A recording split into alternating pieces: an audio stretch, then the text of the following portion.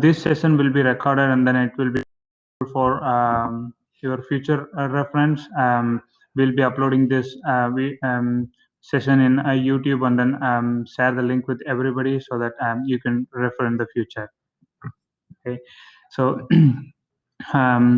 again, thank you so much for joining the today meetup. So my name is Satish Kumar Periyaswamy. I'm a technical architect at VVL Media LLC. I'm based out of Dayton, Ohio. So I'm running this particular Dayton Salesforce user group last 4 years. I'm a 10x certified, and then I have 12 years of experience in a Salesforce platform, and then totally 16 years of experience in IT industry. So if you guys have any questions after this session, feel free to join this chatter community group. I'm going to share this in our chatter link so that you can join here and then post all your questions. Means whatever the questions you have on this session right now, then and there you can put on the chat window in our meeting. But after this meeting, if you have any questions or any kind of issues that you are facing with, feel free to post your questions on this group. Myself and speaker Raghupati will happy to help you guys. Okay. So this is from my end. So now I'm going to turn over to Raghu. So he's going to talk about Apex best practices, and then he's going to give you guys more information on that. So from there, Raghu, I will hand over to you.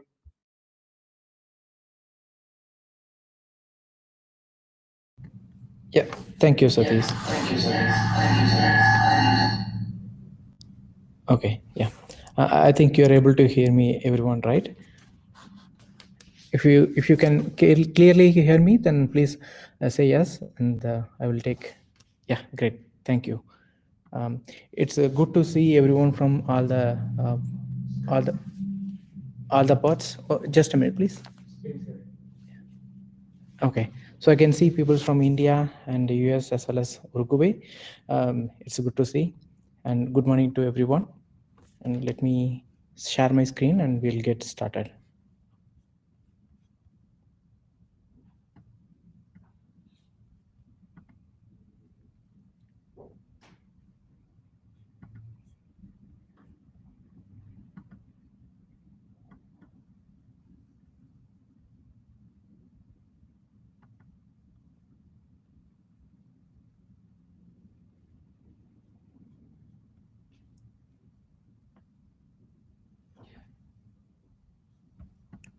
Okay, so let me.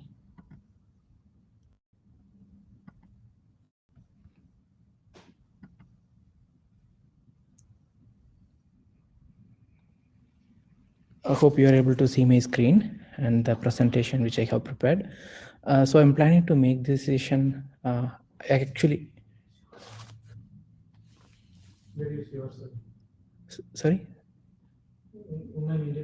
Okay, yeah. Yeah, so I actually planned to have this session in person because I wanted to make it interactive, but due to COVID, right? So we were not able to do that. So still it is fine. We will start with. Okay. Yeah, so first let me give introduction about the session. So we are planning to look into the Apex best practices. And when I say the best practices of Apex, so we are just going to concentrate on the basics to be followed in the Apex best practices. So that's what we are going to cover in this video or session. Okay, let me introduce myself. So myself, Raghupati Thangavel. You can call me as Raghu. I'm a Salesforce certified application architect, and I'm a lead developer working at VVL Media LLC. I'm based out of Dayton, Ohio, and yeah, nothing much about that. Yeah, then we will straight away jump into the session. So Apex best practices. So today we are going to cover all this topic. So you can say this is an agenda. So first introduction, we are almost done, right? And the targeted audience and what you get from the session, and as well as by following the basic best practices of Apex. So that's what we are going to talk in the what you get topic. And then the basics. Here is our episode 1. So why I'm calling this as episode 1, right? So basically this is the high level plan. We are going to have a series of sessions talking about the best practices in Salesforce. Particularly this particular season, we are going to talk about Apex best practices. And in detail, this particular session is going to, or we can say episode, right? Yeah, this particular episode is we are going to concentrate only on the basics of the Apex best practices.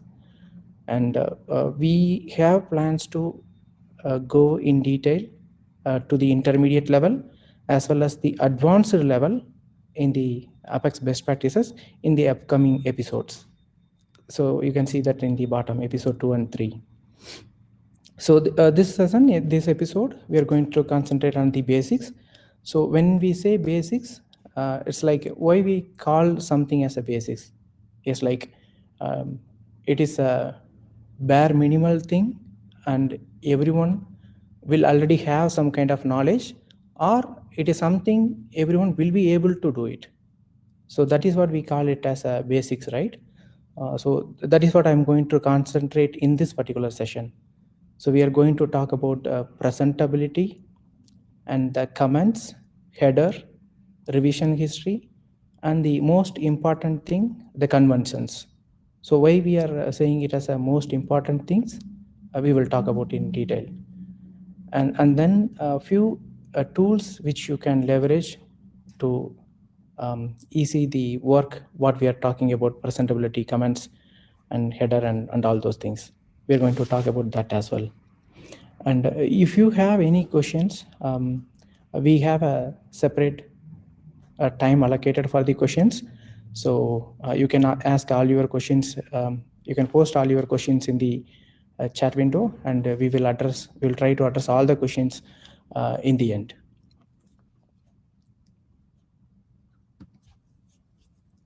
Okay, so now the targeted audience. Okay, so before starting any conversation between any two peoples or in the conference or whatever, right? It is very important to know to whom we are talking. And it is not only for the speaker, but also for the attendees or the other person, right? So basically, you cannot go to a doctor and talk about remodeling your house, because both are in opposite uh, opposite thing. And one person, if they say something, then the other will not be able to understand. Correct, right? So the same way, the targeted audience of this particular series or season and the episode, right, is matters. So I'm targeting the leads, or this particular episodes can be targeted to leads, developers who already know Apex triggers, everything, and the admins. Because why I have included admins as well in this particular episode, right? It's because they already know about what is Apex. At least they know, they heard about the name, and since it is a very basic thing which we are going to cover in this topic, it is beneficial for them as well, and the learners. So Salesforce, and you may be heard about the Apex and the triggers, everything, right? And if you know those names, even for you also, it is going to be helpful. So that's the reason I have included the learners as well. Okay, so now, and yeah, so what you get. So for each and everything in our life, right, in general life itself, we we will think, okay, what we are going to get by doing this. We are not going to plant a mango tree if we don't know that it is going to give us the mangoes. Correct. Right? Same way, without knowing what the session or what is going to give you, you're not going to be agreed to attend the meeting or even to the listen the meeting, right? So that is the reason I have included what you are going to get in the first place itself. So we will talk about a little bit about that. Okay, so all the points which I have highlighted here is what you are going to get by following the Apex best practices. Okay, so all these points, by end of all the season we are going to have in the Apex best practices, you will be able to achieve all these things. The very first thing is consistency. Why you think the consistency is more important?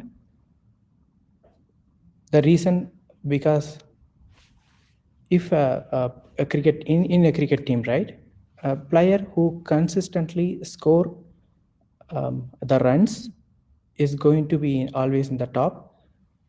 The player who is going to hit 100 or 200 every 10th match is not going to be considered as a great player. Correct, right? So same applies here as well. Okay, in a team we have a 10-member team, and one developer is doing a really great work, and he is having doing all the things perfectly, but all other peoples are not doing their work great, or even they're not having doing the right coding and everything right. It's not going to make the teamwork win. So the same here. So the consistency, what I'm referring here is that if we take a one particular team, and within that team everyone should be able to perform in the same way. At least they should be trying to perform in the same level. So then only it is going to be a teamwork, and it will be appreciated, and it will even win the game, right? So that's a more important when we talk about the consistency. And then the improves the readability, which we talk about it when we look into the examples, and increases predictability. So why the hell we are talking about predictability here? We are not going to make anything with the predictability. That's what you think, but it's going to matter. Okay, that's also we will cover when we jump into the session. And maintainability, and it is easy to maintain the code, because the person who is going to write the code, he is not the one who is going to maintain the code forever, right? Because you are in ABC company today, and you will eventually move to another company for your career growth or whatever, and whatever the code you have written when you are working in that company is going to be maintained by some other developers. Correct, right? So that also matters here. So and then the scalability. So we should always target or design a system which is capable of scaling. Okay, you should be able to scale the application. Today you have you are in 2021, and you have designed a solution which is going to work for 1,000 users, and when you are in 2025, if the number of users are going to be increased, then your solution, what you have given, should be able to accommodate that. So by making sure the Apex best practices, you can make the solution and the implementation scalable. So that's the reason we have I have added that scalability as well here.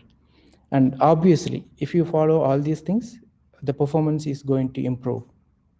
And yes, of course, we can avoid all the governor limits, right? So if you see here, the consistency improves readability, predictability, and maintainability and scalability. You can see at least 4 abilities here.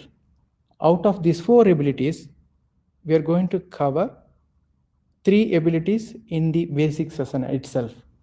So the remaining scalability, performance related, the governor limits things, we will be covering as part of the upcoming episodes. Yeah. And yeah, so without further delay, we can jump into the session, the basics. Okay, so here I have 2 interesting guests I would like to introduce to you guys during this session. And yeah, so I'm going to first introduce our great talented, multi-talented, I can say multi-talented person. We can, and here is that guy. Yeah. Okay. So he what you can see, what you are seeing in the screen, right? He's actually multi-talented guy. We can call him as X-Man. Okay, throughout this session we are going to call him as X-Man, right? Yeah. And he has a problem.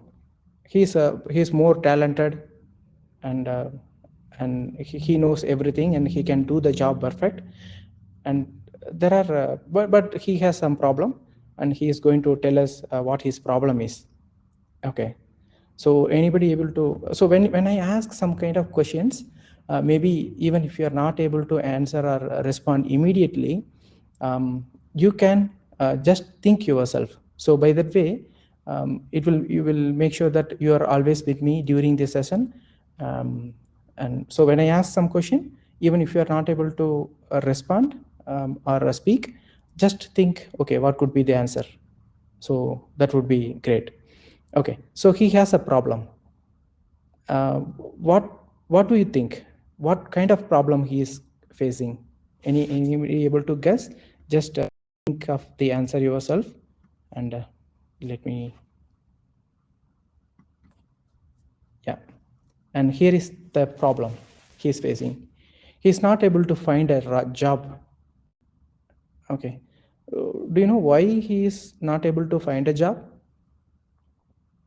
The reason is he is multi-talented. He has all the talent, whatever needed for the job, but still he is not able to find a job, which means he is worth of something, but he is not able to achieve it, or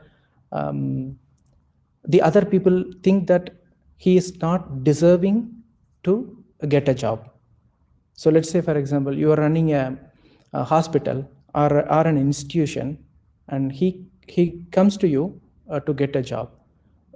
Will you, even if you know that he is talented and everything, will you give him a job? No, right? So there is something missing. Okay, but he blames the government. That's okay. He can blame anyone. And so the main problem what he is having is that he is not presentable. That is as simple as that, right? Okay, same way, you look at the screen, what you're seeing. Okay, so do you think this particular code is presentable? And if you read this code, do you think you are going to easily understand what they have written, how many functions are there, what all are the operation it is doing? Is it easy to predict or something? All right, is it not readable as well? Okay, so that is the same here. Yeah, definitely we can do something to make it better. We can make it more presentable, right? It's not that we will not be able to do. So if you look at this code, it's a lot better, right? So you can clearly see that the class is a generic helper, and you have 2 methods in that particular class: merge s objects and get object name from record id. And even you will be able to go through each line very easily. You can pass the lines very easily. So that's more important. So by making a code easily readable, you're making a job of the other person easy. Okay. So that's more important. So that is the reason I'm talking about this as a presentability. I brought all those things into under the presentability. So when you say presentability, what makes the code presentable compared to the last one? Nothing much. It is simply the intent and the spacing. Correct, right? I didn't make any other thing. So even the previous code which I have shown to you, it was around 19 or 15 lines of code. But this code is having 25 lines of code, but still the same job it is going to do, and it is readable, easily readable. That's more important. So in order to make your implementation or Apex class, a trigger, batch class, whatever it is, presentable, you have to make sure that you are following proper indentation as well as the spacing. And we are going to talk more about this in the later session as well. And okay, so now the comments, single line comments and the multi-line comments. Why do you think that it is more important, both single line comments as well as multi-line comments? If you see the code which I have shared earlier, we have to go through the method line by line, the statement by statement, to understand what functionality it is going to do. But it may be easy for some of the developers to go through it and understand. Let's say, for example, you are a new admin and you don't know much about the Salesforce specific or Apex syntaxes, and still you wanted to know what job that particular method or a class is doing. So if that is the case, then what you have to do is that if you can add comments stating that this is the functionality, it is being performed in this particular method, or this is the purpose of this particular class, then it is still better, right? And again, it's not going to be hard for you when you are developing the code. You know, this method you are writing for this purpose, and this class you are writing for this purpose. Obviously, you know that. So when you are writing or creating that class and the methods, it is easier for you to write a single line comment and multi-line comments for maybe for the class level headers, right? Which is going to highlight us what is the purpose of the whole class, and also it can specify the revision histories.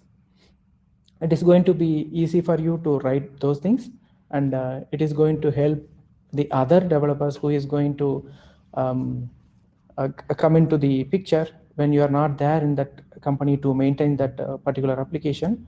Then it will be easy for them. So that's a more important thing here. So basically you need to have a single line as well as the multi-line comments for each and every the method and the class which you're going to write. So that's the more important thing. And there are places in my development, right? While I'm reviewing a particular code, apart from the method level and the class level comment, we should be adding the comments under some particular logic. Let's say, for example, you have written a purpose of the class on the top, but let's consider you're writing a test class, and you all know that see all data should be false when you're writing the test class. That's correct, right? And for a particular test class, you have given see all data equal to true, and you have completed that test class. And I know that you are a person, you are a developer who already know that see all data should be false. But for whatever reason, you have written CL data equal to true, and you have completed that. So I know that there should be some reason for you to see all the existing data, but I know that the reason behind, but I don't know why you have written in that way. Correct, right? You may be having some kind of technical difficulties in creating that particular object data, so that's the reason you have used a CL data. But the developer who is going to come after you, he may not know, and he will think, why the hell you have given CL data equal to true? And he thinks that, okay, the developer who have written this particular code, he may not know the best practices, but it is not the case. So there is a reason why you have done that. Correct, right? So in those scenarios also, we should be clarifying, or we should be adding a comment stating that, okay, this is the reason I have given CL data equal to true. So that will be more helpful. So these kind of things are there, and still there are a lot more things which I may not have covered, but basically this is the thing. So this is the importance of the comments, both single line and multi-line. So it is very important to have those in your code, and then the header and the revision history. So for each and every trigger, Apex classes, Visualforce pages, Lightning components, whatever you create, it should have a header and the revision history. So then only you will be able to track, okay, this particular function is added newly as part of this particular requirement. And if I wanted to know the complete requirement, then I can go back to that requirement. So you will be tracking the requirements in change management control tools, right? You can be using Asana, or you can be using the Jira, or even you will be using the Salesforce itself to track the requirements and the project management, right? So whatever the requirement tracking number, you have to add that in the revision history, and against that requirement I have done in that particular date, and this is the developer I'm making, implementing that particular requirement, and a short description. Okay, so if you can add that in the revision history, that will be very helpful to track back the requirement at any point of time. So the header and revision history, it is also going to be a more important parts.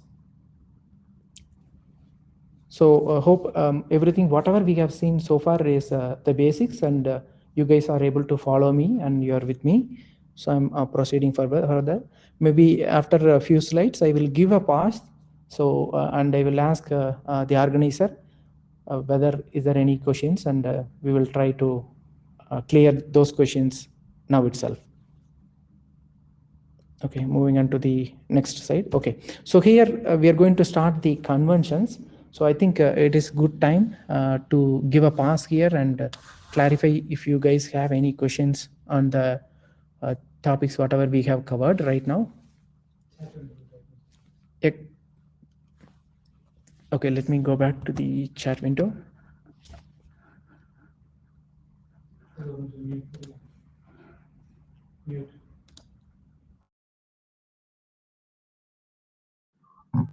If anybody have a questions, feel free to put your question on the chat window. So we are happy to help you guys, and then based on that we'll move further. Yeah. So even you don't have to wait for Q&A. So as long as if you have any questions, feel free to post it on the chat window. Thank you.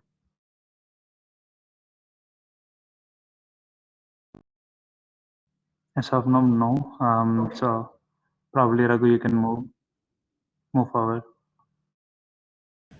Okay, good. Yeah. So let us continue the session.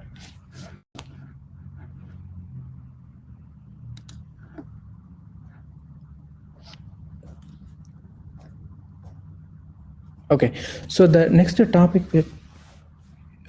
what we are, you're able to hear me, right? Okay, let me check whether I'm in mute or not. Okay, yeah.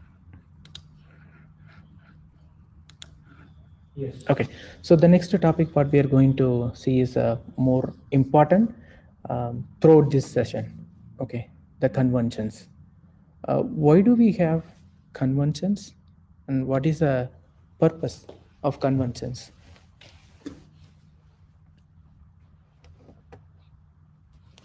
So we have so far we have seen that we need to give a tab spacing, which means indentation, and as well as the spacing. But think of this: you have 5 members in your team, and everyone is following the indentation best practices and the spacing best practices.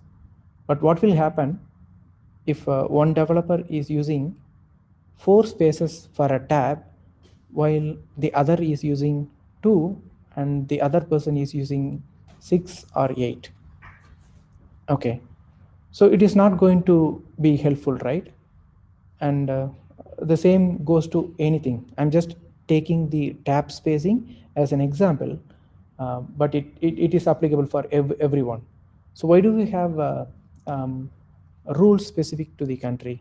So if you say in India we use one particular style of driving, left-handed or right-handed, and in the UK it is same, but whereas in the US the other opposite side. But within that country, within the US, everyone is using the same convention, same side of driving. But within the India, we are using the same style of driving. Why we are not mixing? Because mixing, it is going to be it is going to be giving more trouble, and it is hard to maintain, right? And you can see a lot of incidents. And same can be applied in this situation as well. You can consider Salesforce org as a country. Okay, if you are working for a company Reliance, and Reliance have a Salesforce org, and within the Reliance Salesforce org, you can assume that as a country, and within that particular Salesforce org or country, you should be following the same rules or same conventions. Not one individual developer following the other convention and you are not following that, you will be following a different convention, then it is going to be a problem. It is going to be giving a trouble, and it is hard to maintain as well.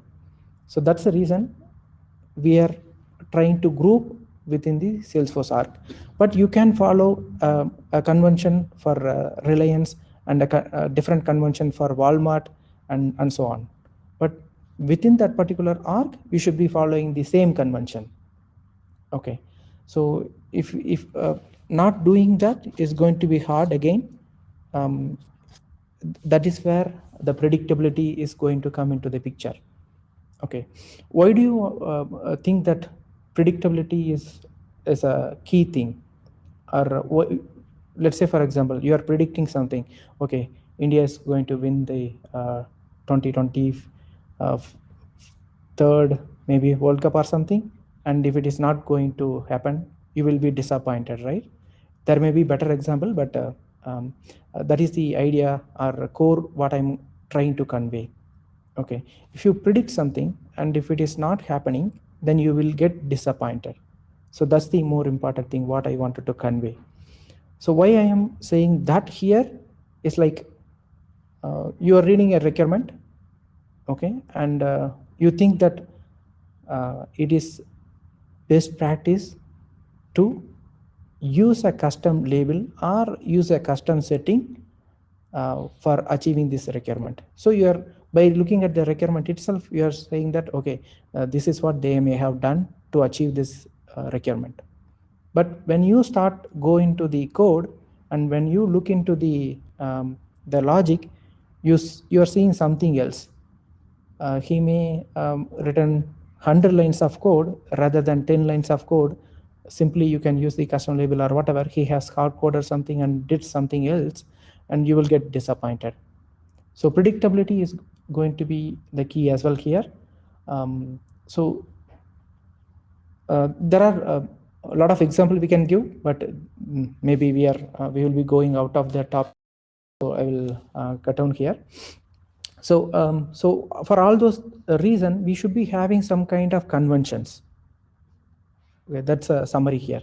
So you need to follow some kind of convention, which means that you have to define the convention first for your org, not for you, not for your team, but it should be for throughout the org. So you have to sit with the manager or whoever having position to decide on that, and then write all the conventions, whatever all the developers who are in that using that particular Salesforce are to follow that convention. Okay, so that is the reason we are saying that a convention is very, very, very important. Without conventions, if you follow something, then it is not going to help us. So here I have categorized the conventions into 3. The first is going to be the formatting, because the predictability are the first one which we have seen, right? So that's going to come into this formatting. Under the presentability is going to come under these formatting conventions. Okay, so if you use 4 spaces for a tab, then all the team members should be using the same 4 spaces for a tab. One should not use the 2, the other one should not be using the 6 or 7 or 8 or whatever. So you will be able to set the tab spaces in the Visual Studio Code. So you can set that and utilize it. And so I have not covered all the formatting related conventions, but whatever I think it is basics and necessary, that is what I have covered here.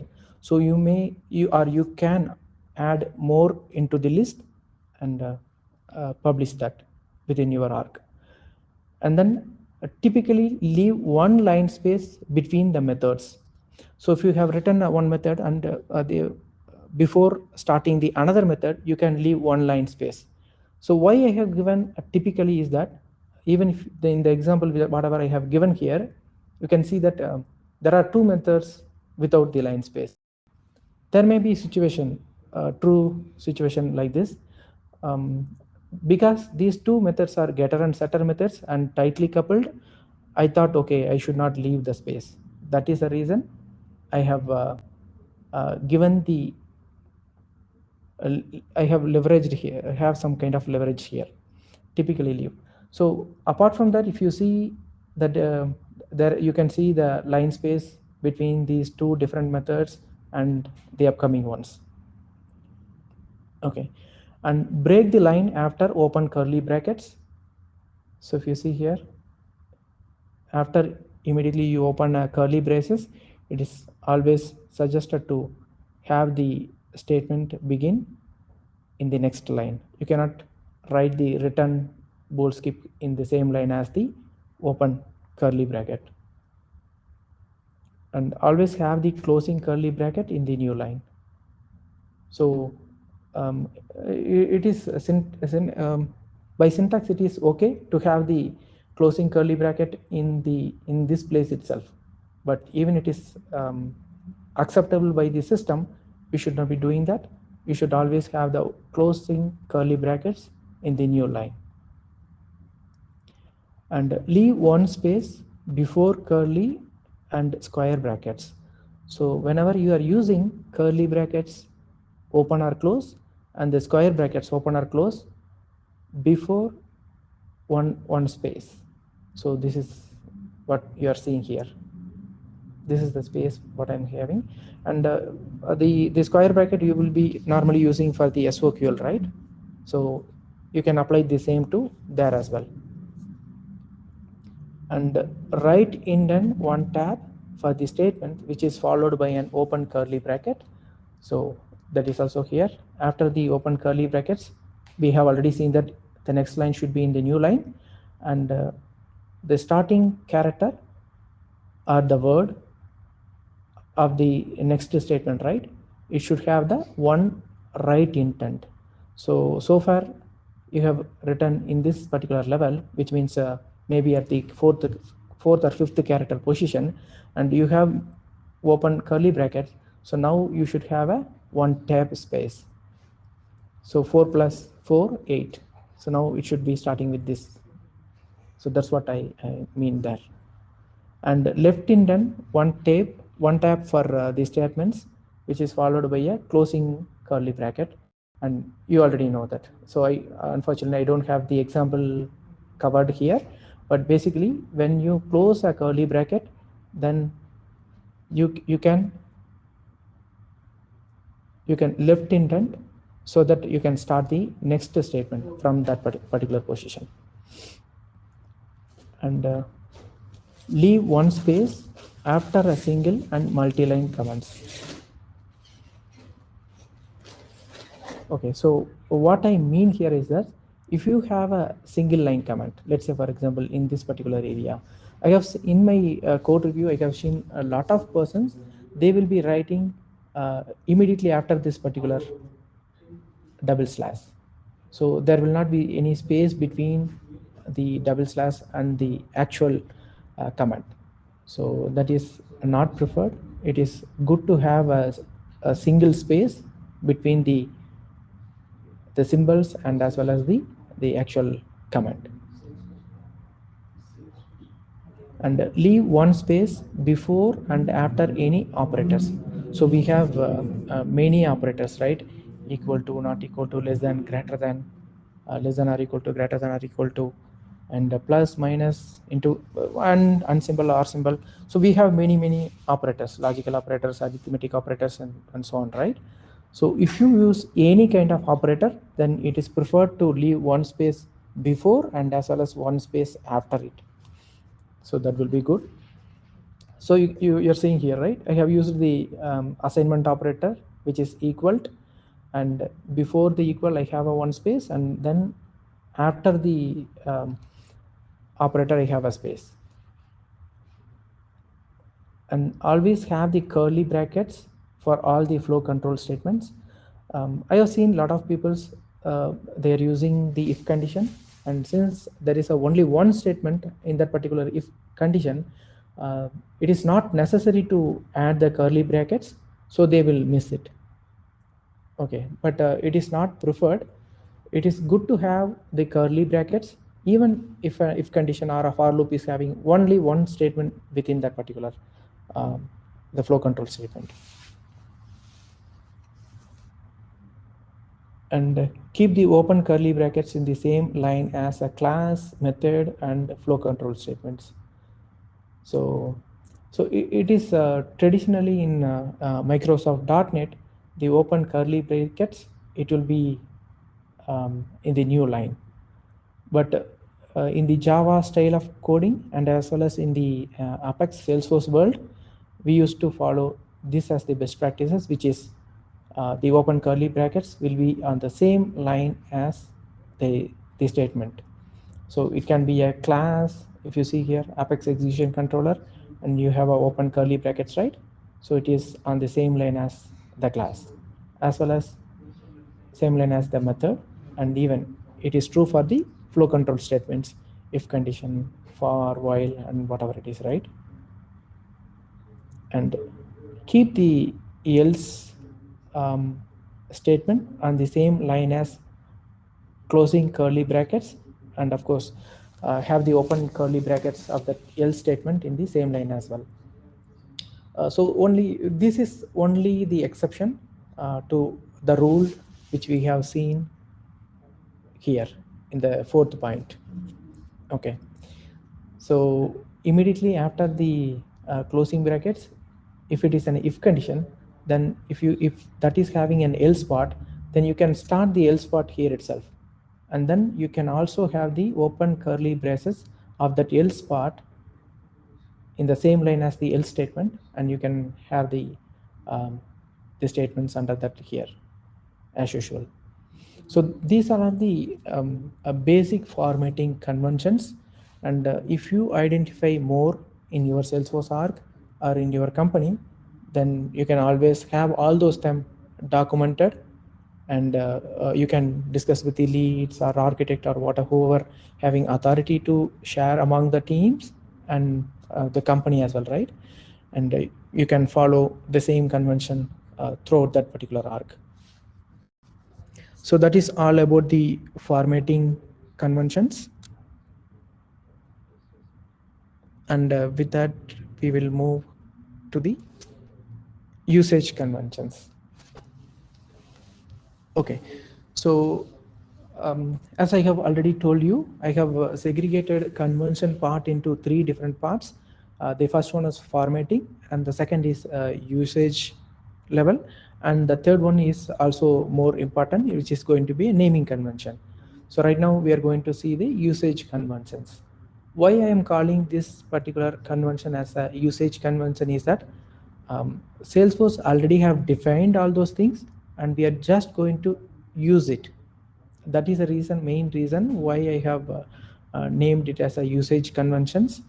And yeah, and here it goes. Use lowercase for all the Apex specific keywords.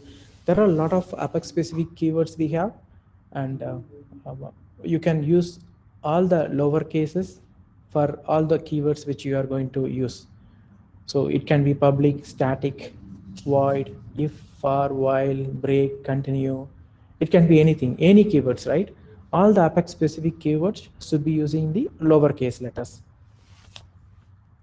And whereas there are keywords which we will be using as part of the SOQL statements. So, right? So whatever the keywords which you are using as part of the SOQL statement, it should be in the uppercase, just opposite of what we have seen in the Apex specific keywords. Correct, right? So you should be using all the uppercases in the SOQL statement. And use upper camel case for all the primitive data types and the collections. Okay, so now some of the people, they may not know what is upper camel case and lower camel case. Maybe it's going to be a homework for you. You can just Google around what is upper camel case and lower camel case, and what is camel case itself, right? And you can find what it means. But basically, in the upper camel case, it's equivalent to the title case, but without having the spaces in it. Okay, so you will start with the uppercase, but if a particular word is having if a particular variable or whatever is having more than one word, then each and every first letter of the word should be capitalized. Okay, you can see that example here. Date, time. So there is no space. D is capitalized and the T is also capitalized. String builder. So you can name whatever it is, right? And so that's the format we should be using. So the integer I should be capital, and decimal D should be capital, B Boolean. So all the first letters of all the primitive data types should be capital. So it should follow the upper camel casing format, and which also includes the collections. So list, set, map. So all those things also you should be using the upper camel case. And then all the user defined data types, which means the classes, enumerators, interfaces, whatever you are going to create, all those also should be using the upper camel case. Okay, and use lower camel case for the variables and method names. If you declare a variable, integer, it can be an integer variable or datetime or string or whatever, right?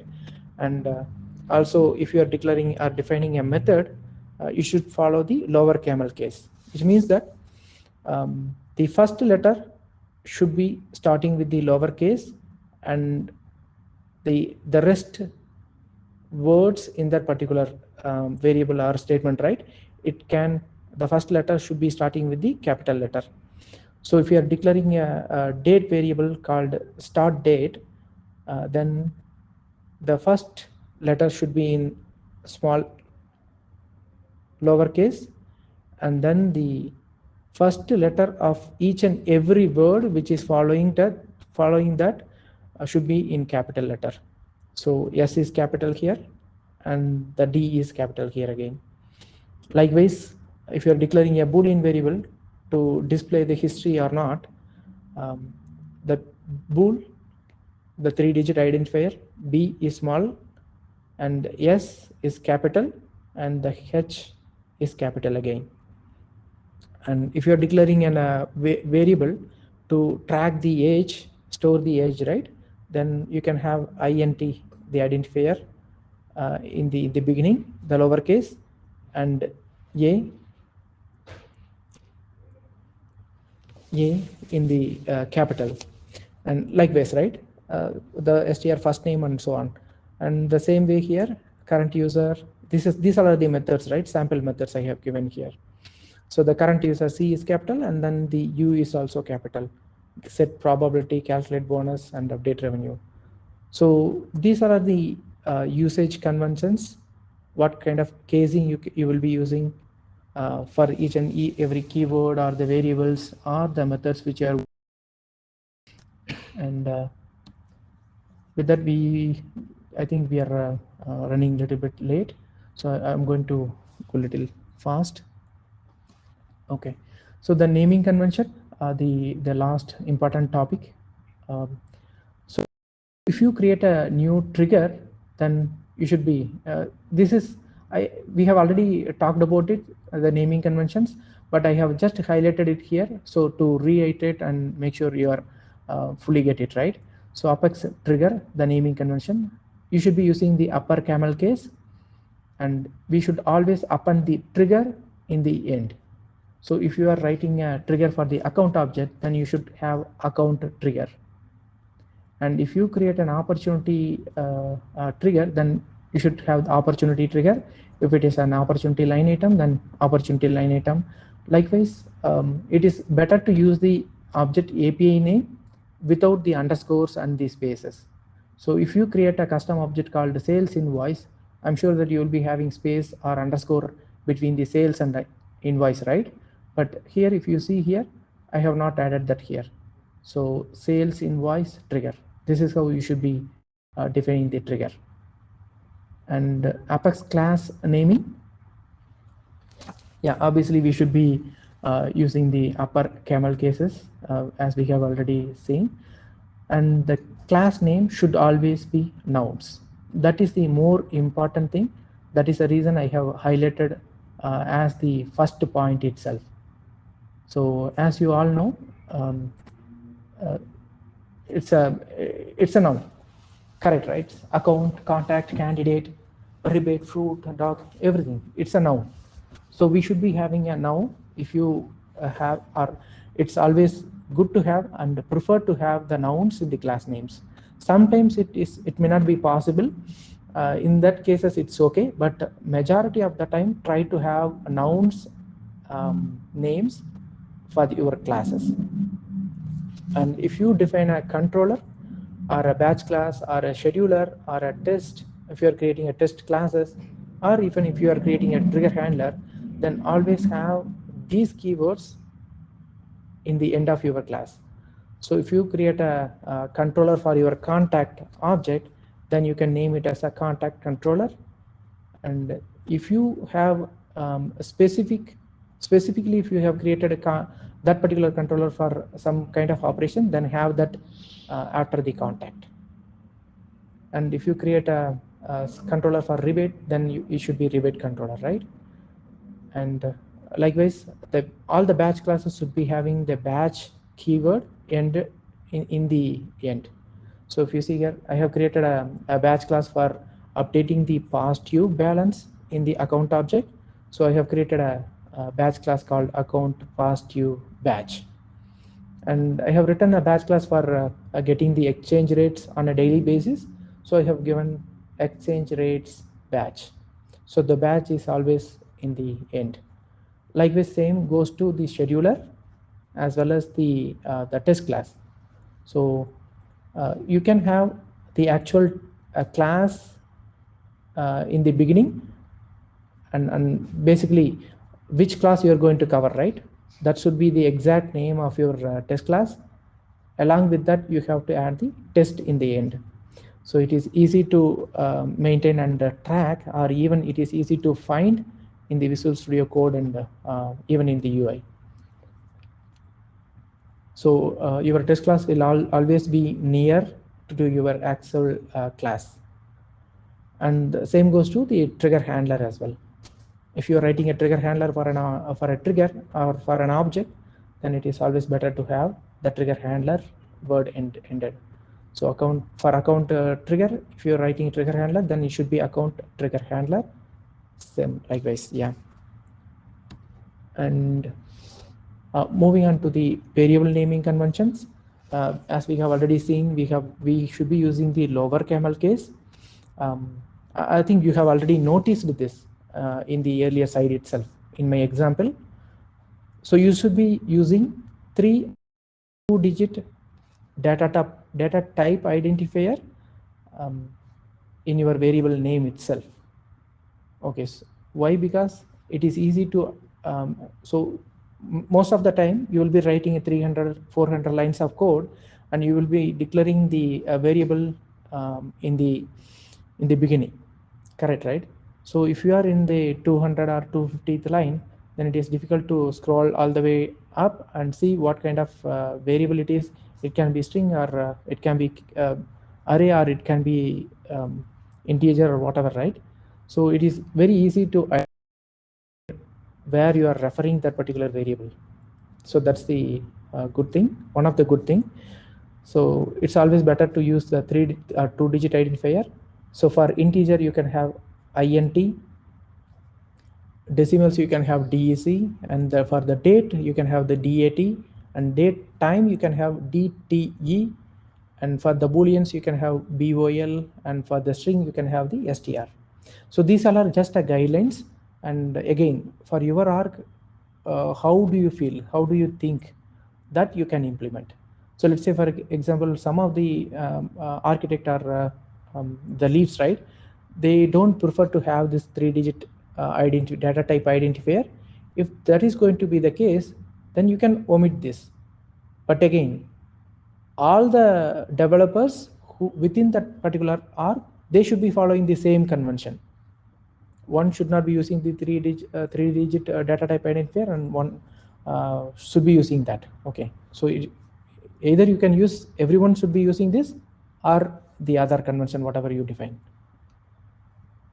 And then the collections, again, the collections list set map, right? That is what I'm talking about.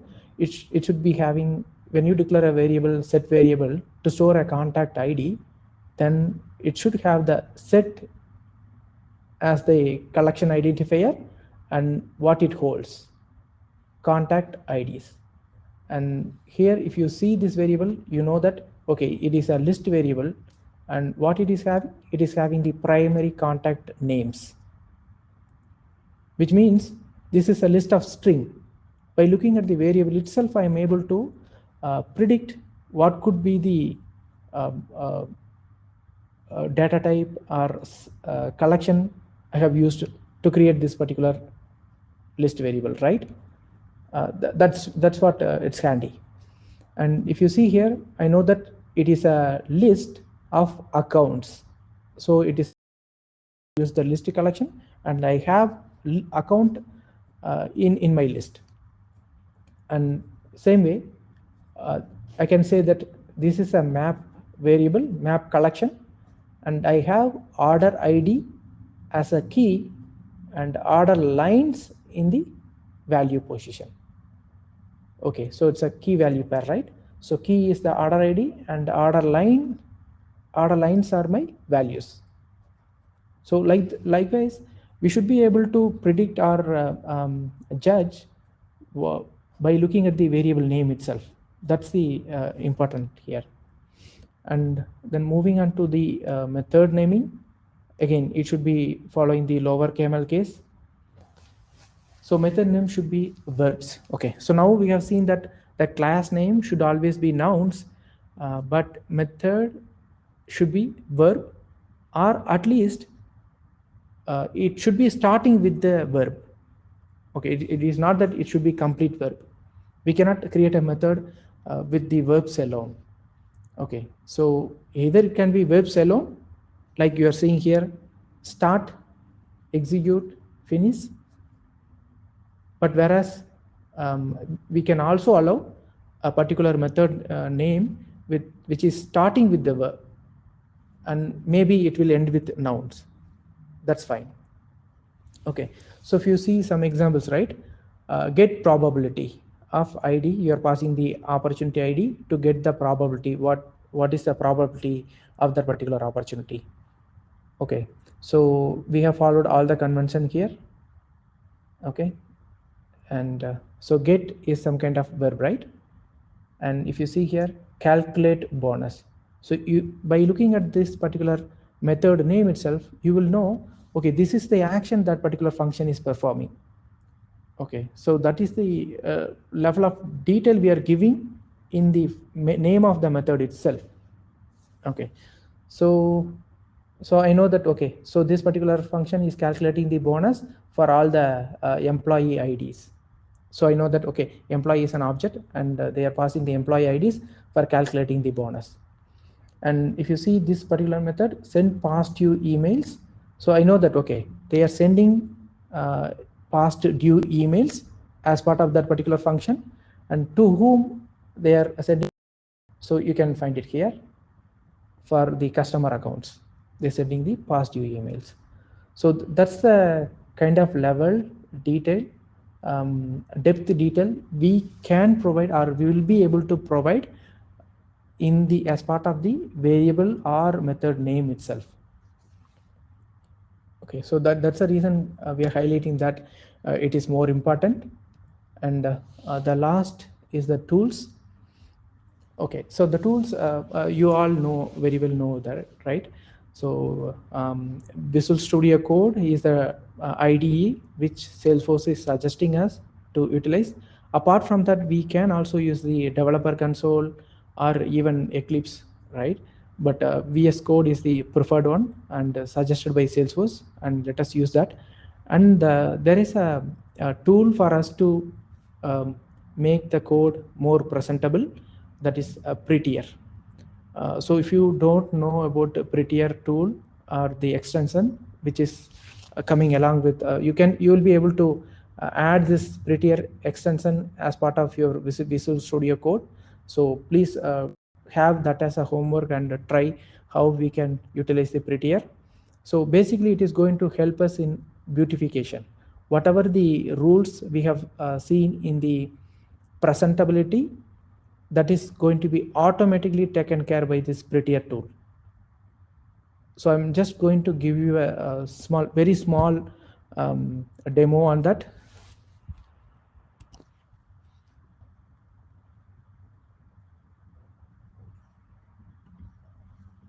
Okay.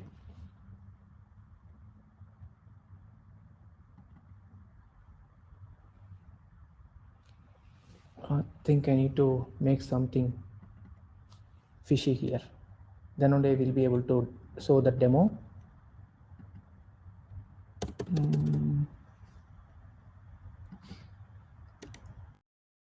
Here I have spaces here. I'm going to remove that. I'm going to remove the space between the operator, and I'm going to have this in the same line as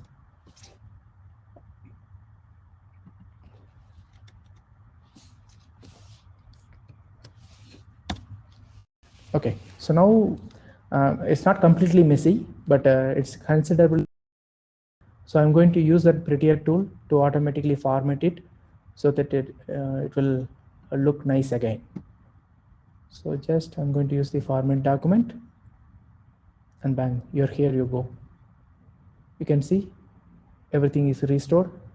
There is a proper space before and after the operator, and there is a space before your braces, and previously I have given this in the same line, right? Now it's automatically folded and expanded, sorry, and it's came in the new line, right? So it is that easy. So everyone will be able to follow and use it easily. So please try to install this extension and play around with it if you have not already did so. And you do also have a an online beautification tool called beautifier.io, which you can use to beautify your JS code or even your formulas. If you write a validation rule and if you wanted to beautify it, you can use this beautifier.io. Okay, yeah, and with that, I think it's time to introduce another person. So this is the another person I wanted to introduce you in this session. So what she's asking is that if you guys have any questions, you can feel free to reach us. I think we are already running out of time. Sorry that if we are not able to address your questions immediately in this meetup, but if you do have any questions, please reach out in the chatter group and we will respond to it. And before that, I will just quickly check whether if we have already received any questions from you guys.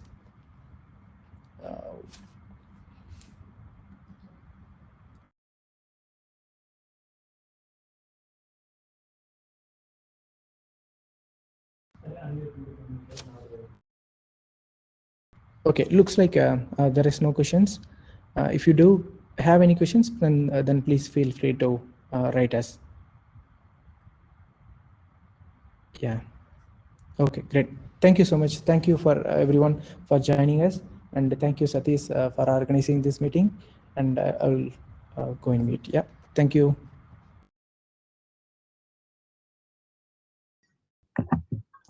Okay, so thanks everyone for joining the call today. Sorry we were not able to conduct the quiz today since we already over the time, so it's almost we took extra 11 minutes. So we will be doing a kind of lottery and then find